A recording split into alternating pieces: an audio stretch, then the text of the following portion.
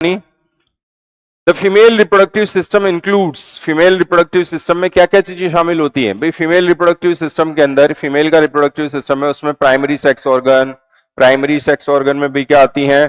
Primary sex organ के अंदर आती है ओवरीज, ओवरीज क्या करती है? ओवा बनाती है और हार्मोन भी रिलीज करती है। उसके अलावा एसेसरी डक्ट, एसेसरी डक्ट में जो है ओवरीज जो है, उसके अलावा जो है ओवरी, ओवरी तो प्राइमरी सेक्स ऑर्गन हो ही गया। एसेसरी डक्ट्स में जो है वो आ जाएगी जो फैलोपियन डक्ट वगैरह जो है, अगर हम बात करें कि फैलोपियन जो है वो ट्यूब, फैलोपियन ट्यूब जो है वो आ जाएगी एसेसरी डक्ट के अंदर, इस तरह की चीजें। एसेसरी जो है वो ग्लैंड्स की अगर हम बात करें तो एसेसरी ग्लैंड्स के अंदर जो है वो आ जाएगी कौन सी कि जो है अगर हम बात करें मेल के अंदर जैसे बल्बो यूरेथ्रल काउपर्स ग्लैंड होती है ना, वैसे ही यहां पर भी ग्लैंड होती है जो लुब्रिकेंट जो है वो सिक्रेट करती है, और वो जो है ग्लैंड एसेसरी ग्लैंड के अंदर जो है वो आ जाएगी। एक्सटर्नल जेनाइडेलिया के अंदर अगर हम बात करें कि एक्सटर्नल जेनाइडेलिया में क्या आ जाएगा, तो एक्सटर्नल जेनाइडेलिया में वल्वा आ जाएगा बेटा जी, वल्वा इसके अंदर आ जाएगा।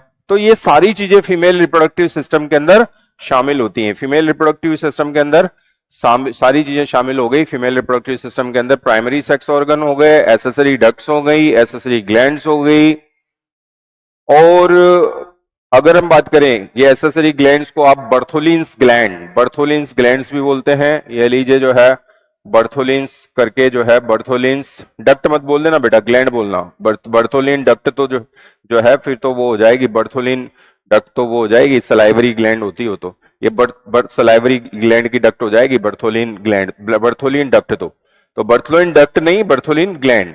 और फिर उसके बाद जो है एक्सटर्नल जेनाइडेलिया है, तो इसमें वल्वा है बेटा, वल्वा ये लीजिए।